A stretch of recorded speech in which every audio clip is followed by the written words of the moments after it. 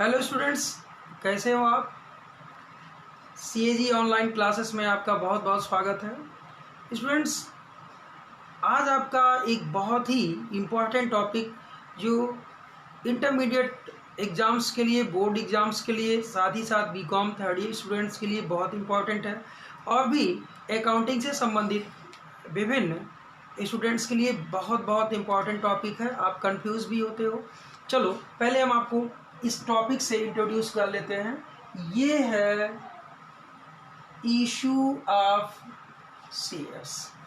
I mean कि आज हम आपको इक्विटी शेयर्स की इशू बताएंगे। स्टूडेंट्स, जैसा कि आप जानते हो कि कंपनी जब मिनिमम सब्सक्रिप्शन के लिए जाती है, यानी कि आपको मालूम है कि जो कंपनी का फॉर्मेशन होता है, कंपनी के फॉर्मेशन के बाद कंपनी के पास अपने खुद के मालिक तब तक नहीं होते जब तक कि ये कंपनी अपना इशू ऑफ शेयर्स यानी कि अपनी पूंजी का एक हिस्सा, पूंजी का एक एक हिस्सा इशू नहीं कर लेती। यानी कि जितना कंपनी का एथराइज्ड कैपिटल है, यानी अधिकृत पूंजी होती है, यानी जिस पूंजी से कंपनी का रजिस्ट्रेशन होता है यानी कि निगमन होता है, उस पूंजी के हिस्सों को, उस पूंजी के पार्ट्स को, एक छोटे छोटे पार्ट्स को यानी कि शेयर्स कहा जाता है। और कंपनी जब इस शेयर्स को इशू कर लेती है, जब कंपनी इस शेयर्स को इशू कर लेती है, तो उस कंपनी के मालिक कंपनी के आ जाते हैं। यानी कि स्टूडेंट्स, आपको बताएं कि यदि कंपनी का निगमन हो चुका है, फॉर्मेशन हो चुका है, रजिस्ट्रेशन हो चुका है, ध्यान दीजिएगा, इसकी सब कुछ देखभाल, सब कुछ लीगल एस्पेक्ट्स के जितने भी इंतज़ाम होते हैं, जो लीगल रिक्वायरमेंट्स होती हैं, इसका फुलफिलमेंट प्रमोटर्स के द्वारा किया जाता है। यानी स्टूडेंट्स, जैसे ही कंपनी अपने अस्तित्व में आती है तो वह तब तक उस कंपनी का कोई मालिक नहीं होता है, बस उस कंपनी को बर्थ देने वाला उसका प्रमोटर्स होता है, उस कंपनी को बर्थ देने वाला उसका प्रमोटर्स होता है। कंपनी को चलाते बोर्ड ऑफ डायरेक्टर्स हैं, कंपनी का एक लीगल एडवाइज़र कंपनी सेक्रेटरी होता है जो कंपनी को चलाता है। तो स्टूडेंट्स, अब आपके मन में एक दुविधा होगी कि अब तक कंपनी के मालिक ही नहीं थे तो कंपनी अस्तित्व में कैसे आई। तो जान लें आप कि कंपनी जब अस्तित्व में आती है तो इस अस्तित्व में लाने का टोटल जो श्रेय होता है वह कंपनी प्रमोटर्स को जाता है। लेकिन स्टूडेंट्स, वो लीगल रिक्वायरमेंट का फुलफिलमेंट करते हैं, न कि पूंजी देते हैं, न कि पूंजी लगाते हैं। तो अब जब कंपनी लीगल फॉर्मेशन में आ जाती है, कंपनी का एक लीगल एग्जिस्टेंस हो जाता है, तो इस लीगल एग्जिस्टेंस होने के बाद कंपनी अपने शेयर्स को इशू करती है।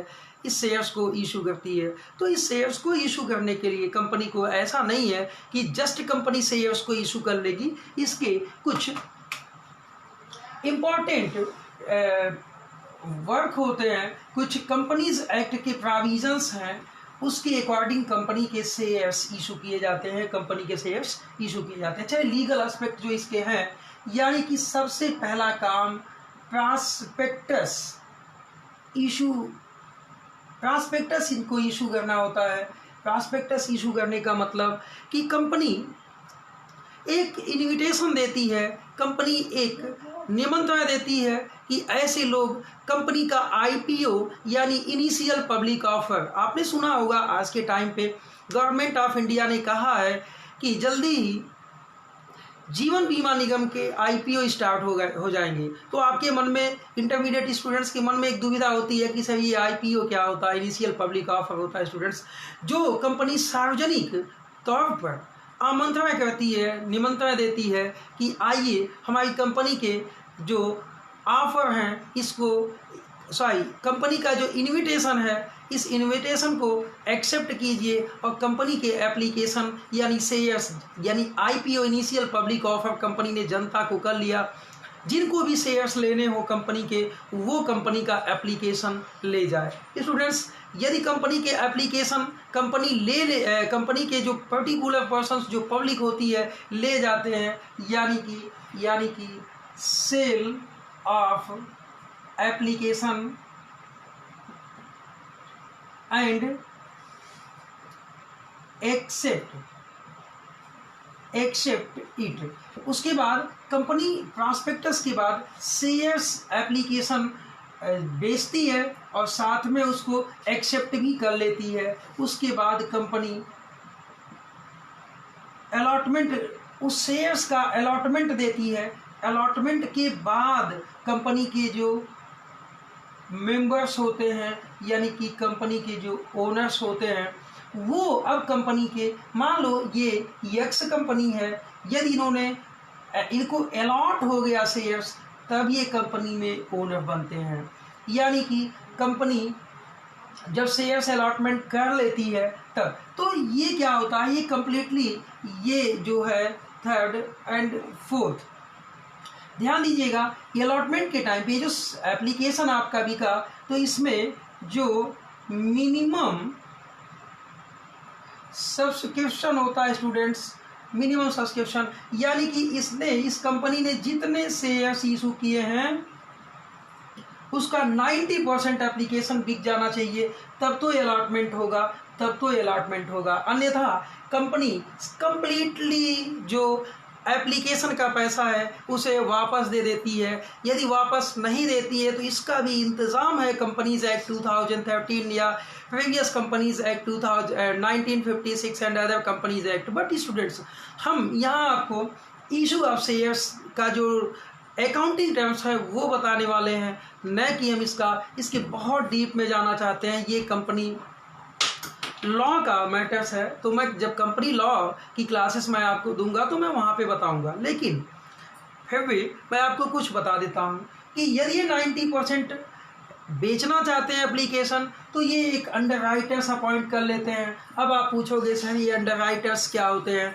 तो आप जान लीजिए, अंडरराइटर्स एक ऐसा व्यक्ति होता है जो कंपनी उसे अपॉइंट कर लेती है। यदि कंपनी का मिनिमम सब्सक्रिप्शन 90% नहीं होता है तो इन शेयर्स के एप्लीकेशन के जितने घटते हैं वो या तो पूरा ले लेगा, या तो वो जितना घट रहा होगा, यानी कि किसी हालत में कंपनी मिनिमम सब्सक्रिप्शन लेना चाहती है। नहीं तो कंपनी एक्ट 2013 कहता है कि आपका जितना एक्सेस, आपने जितना पैसा लिया है, आपने सब्सक्रिप्शन का जो डेट है उस डेट के विद इन 15 डेज में आपने पैसे नहीं लौटाए तो आपको 15% पर एनम के रेट से आप विथ इंटरेस्ट उनका पैसा, यानी जिन लोगों ने एप्लीकेशन का पैसा दिया हुआ है उनका पैसा वापस देना होगा। ये नियम है। साथ ही साथ बेटा, यदि कंपनी अपने मालिक नहीं बना पाती है, यानी कि कंपनी शेयर्स इशू नहीं कर पाती है, तो फिर मालिक कहाँ बनेंगे? यानी कि जो कंपनी का बिजनेस स्टार्टिंग है, पूंजी नहीं होगी तो उनका बिजनेस स्टार्ट कैसे होगा? यानी जब तक मालिक नहीं बनेंगे तब तक उनका बिजनेस स्टार्ट नहीं हो सकता है। तो स्टूडेंट्स, अब आपके मन में एक चिंता होगी कि यदि वास्तव में कंपनी की पूंजी नहीं होगी तो बिजनेस स्टार्ट कैसे होगा? तो ये सोचने वाली बात है, उनका बिजनेस स्टार्ट कैसे होगा। तो इसलिए कंपनी इनिशियल पब्लिक ऑफर देती है, जनता को निमंत्रण देती है कि आइए हमारे शेयर्स को लीजिए, एप्लीकेशन को खरीदिए।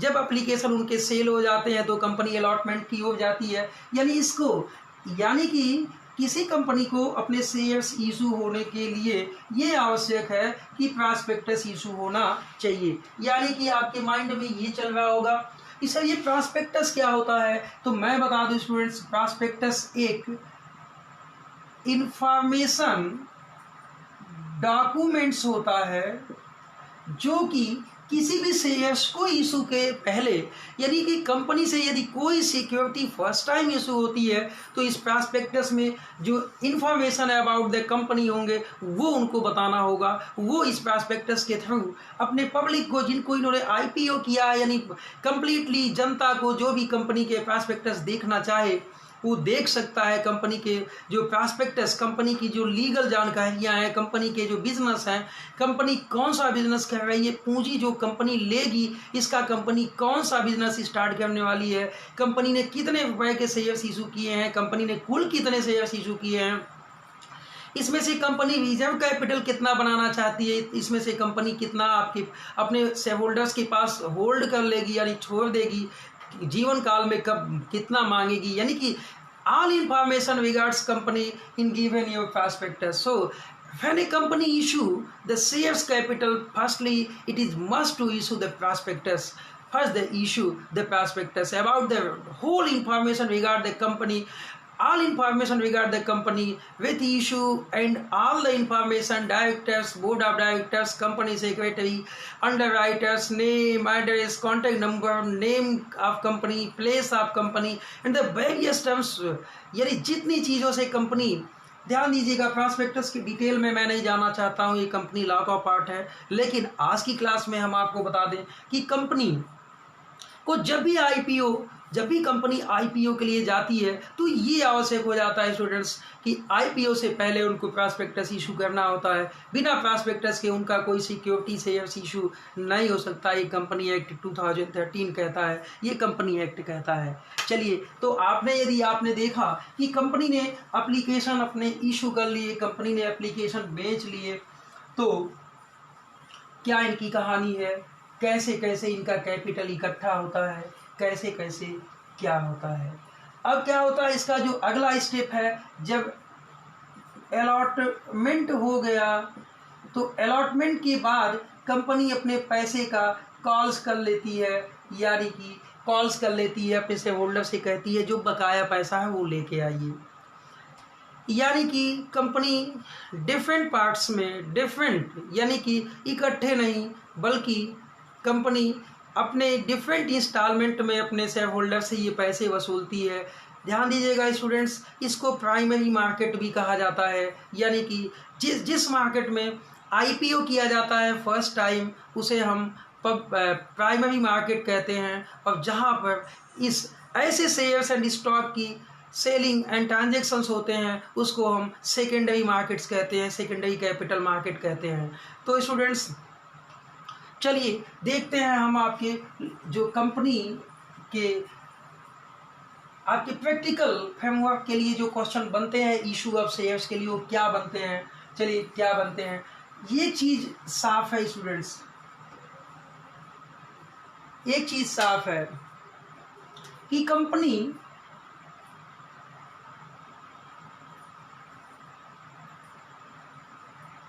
Issue of share for cash and issue of share for other consideration। ध्यान दीजिएगा कि कंपनी के जो शेयर्स इशू होते हैं वह issue of shares for cash, यानी कि कंपनी को कैश की नीड है तो वो कैश में शेयर्स इशू कर लेगी। यदि कंपनी को अदर कंसिडरेशन चाहिए, तो अदर कंसिडरेशन के लिए इशू कर लेगी। साथ ही साथ स्टूडेंट्स इसमें भी दो बातें हैं। क्या बातें हैं, चलिए सुनते हैं। यानी कि whole amount of share received in one time या partial payment with calls received by company. ध्यान दीजिएगा स्टूडेंट्स कि कंपनी अपने शेयर्स को या तो उस शेयर्स का इकट्ठे पैसे ले या उस शेयर्स का पार्शियल पेमेंट ले। लेकिन यदि कंपनी ने उनसे अदर कंसिडरेशन के लिए लिया है तो निश्चित तौर पर यहाँ पे वन टाइम यानी कि full shares issue to vendor, यानी कि वेंडर से आप एसेट्स लेंगे तो उसे वन ही टाइम में आपने या कंपनी ने शेयर्स इशू कर लिया। दो बातें हैं। साथ ही साथ इस कंप्लीटली इस कैश में और इशू में जो आपका शेयर्स इशूइंग है वो दो बातें हैं इसमें कंप्लीट, इसमें भी और इसमें भी, इसमें केवल दो बातें हैं, यानी कि issue of shares at par and issue of shares at premium. चलिए स्टूडेंट्स, मैं आपको बता दूं कि इशू ऑफ शेयर्स एट पर यानी कि जब कंपनी के शेयर्स की फेस वैल्यू जो है उस फेस वैल्यू के साथ, यानी 10 रुपये के शेयर्स को 10 रुपये में इशू किया तो इसको एट पर कहेंगे। यानी कि जो कंपनी के शेयर्स की फेस वैल्यू है, यदि उसने फेस वैल्यू के साथ उसे इशू किया तो इसे फेस वैल्यू मतलब कि जो शेयर सर्टिफिकेट यानी शेयर्स, एक शेयर्स के पीछे जो अंकित मूल्य होगा, यानी कि उसके शेयर्स पर जो लिखा होगा, यानी उसी को हम फेस वैल्यू कहते हैं। और यदि सेकंड यदि प्रीमियम का मतलब कि फेस वैल्यू प्लस एनी या ओवर अमाउंट। ध्यान दीजिएगा, यहाँ प्रीमियम का मतलब स्टूडेंट्स ये है कि फेस वैल्यू के साथ कंपनी जब एक्स्ट्रा पैसे लेती है, यानी ये कह सकते हैं एक्स्ट्रा पैसे लेती है, तो इसको हम प्रीमियम कहते हैं। आप इसे कॉपी कर लें जल्दी से।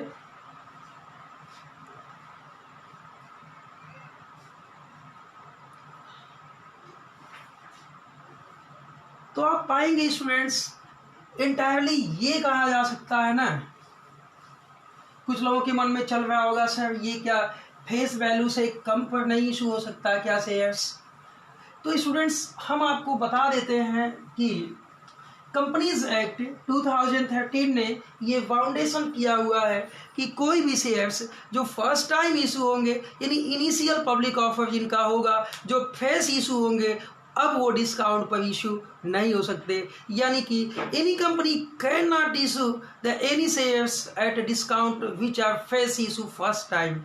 यानी कि सर आप कुछ छुपा रहे हो, डिस्काउंट पर भी इशू होते होंगे, आप छुपा रहे हो, कुछ बताओ। तो चलो आपको बताते हैं स्टूडेंट्स कि जो स्वेट इक्विटी शेयर्स होते हैं, आगे चल के मैं बताऊंगा आप लोगों को, जो फॉरफिटेड शेयर्स होते हैं या जो इम्प्लॉय स्टॉक ऑप्शन प्लान के अकॉर्डिंग, ये इम्प्लॉय स्टॉक ऑप्शन प्लान के अकॉर्डिंग यदि कोई शेयर्स इशू किए जाते हैं स्टूडेंट्स, तो it can be issued at discount by companies act 2013। अब आपके मन में एक इच्छा होगी सर इसको भी बता दो, तो इसको आपकी अगली क्लासेस में मैं वेल डिफाइंड करूँगा, क्योंकि मैंने आपको बताया है कि ये आज मैं इशू ऑफ शेयर्स पार्ट्स लेके चल रहा हूँ। लेकिन आज आप इसे जान लें कि कंपनीज एक्ट 2013 ने कहा है, ये फाउंडेशन किया है कि इनके अलावा कोई भी शेयर्स डिस्काउंट पर इशू नहीं होगा, इनके अलावा कोई भी शेयर्स डिस्काउंट पर इशू नहीं होगा। कंपनीज एक्ट 2013 ये कहता है। तो स्टूडेंट्स बहुत चिंता की बात नहीं है, डिस्काउंट होता तो भी ठीक है, नहीं होता तो भी, इनके विषय में मैं बताऊंगा आपको बहुत अच्छे ढंग से। हमारे कुछ लेक्चर्स में एम्प्लॉय स्टॉक ऑप्शन प्लान से संबंधित मैंने जो लेक्चर्स अपने चैनल पे डाला हुआ है, उसमें एम्प्लॉय स्टॉक ऑप्शन प्लान से संबंधित लेक्चर्स डाले हुए हैं। तो स्टूडेंट्स यदि कोई कंपनी अपने शेयर्स को कैश कंसिडरेशन के लिए इशू कर रही है, ध्यान देना, एंड साथ ही साथ वो पार्शियल पेमेंट है, उसका पैसा कंपनी इकट्ठे नहीं लेती बल्कि डिफरेंट इंस्टॉलमेंट में लेती है, तो कैसे लेती है ये चलिए देखते हैं। सबसे पहले कि वो एप्लीकेशन का पैसा अपने शेयर होल्डर से पाती है, तो एप्लीकेशन का पैसा जब पाती है तो लिखेंगे व्हेन एप्लीकेशन मनी रिसीव्ड, यानी कि ये कंपनी की बुक्स में एंट्री हो गई। स्टूडेंट्स आपकी बुक में नहीं है, मत ध्यान देना, ये बिजनेस के बुक में है, न कि बिजनेसमैन के। तो बैंक अकाउंट डेबिट टू, मैंने इक्विटी शेयर्स की बात किया था, equity shares application account being application money received. Students एक बहुत अच्छी बात बता दूं आपको कि सर आपके मन में ये चल रहा होगा ना कि आपने बताया कि ये केवल इक्विटी के लिए है, लेकिन सेम ये प्रेफरेंस के लिए सेम इंटरेस्ट होगी, बस इक्विटी की जगह पे प्रेफरेंस शब्द आ जाएगा, बस उसके नाम के आगे उसका नाम, इसके नाम के आगे इसका नाम। अच्छा, ये एप्लीकेशन का पैसा क्या होगा, आप कैपिटल में लेके जाओ तो लिखते हैं when application money transfer to capital account, तो लिखेंगे आप equity share application account debit to equity share capital account. Students ये बहुत इंपॉर्टेंट नहीं है, बहुत कुछ नहीं है, बहुत कुछ नहीं है, बहुत कुछ नहीं है। नेक्स्ट एंट्री आपकी जो है, जो होने वाली है वो ये है कि अब कंपनी अलॉटमेंट की ओर जाती है, अलॉटमेंट की ओर जाती है तो अपने शेयर होल्डर से पैसे मांगती है। कैसे मांगती है, चले लिखे व्हेन अलॉटमेंट मनी ड्यू, तो लिखेंगे शेयर, इक्विटी आप बढ़ा लेंगे, प्रेफरेंस से होगा तो प्रेफरेंस बढ़ा लेंगे, equity share allotment account debit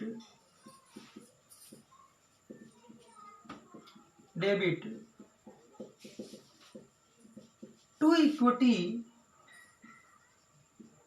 share capital account being allotment money due. इसका पैसा पालेंगे bank account debit to equity share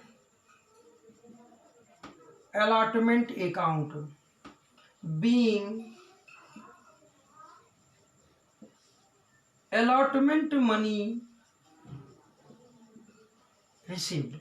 students अब काल किया जाएगा, अब काल किया जाएगा, ध्यान दीजिएगा, काल से 1 हो या 20 हो, काल से 1 हो या 2 हो, एंट्री सेम ऐसे की जाएगी। कैसे की जाएगी चलिए देखते हैं। लिखेंगे share calls account debit to share capital account being call money due, और फिर ये जब पैसा मिलेगा तो लिखेंगे bank account debit to share call account being calls money received. Students अब देखो यहाँ ये हम बताना चाहते हैं कि जब अलॉटमेंट ड्यू होगा तो कैपिटल क्रेडिट होगा, जब फर्स्ट कॉल ड्यू होगा तो फर्स्ट कॉल डेबिट होगा, कैपिटल क्रेडिट होगा। ऐसे यदि सेकंड कॉल होगा तो सेकंड कॉल डेबिट होगा, कैपिटल क्रेडिट हो जाएगा। और पैसा मिलना होगा तो bank account debit to share allotment account, bank account debit to share first call account and bank account debit to share final call account. तो ये आपका फर्स्ट जर्नल डेज है in the books of company कि ये company IPO से लेके final call तक के पैसे कैसे मांगती है। तो स्टूडेंट्स आपको ये लेक्चर्स बहुत बहुत पसंद आया होगा। तो आज की क्लास के लिए बहुत बहुत धन्यवाद आपको।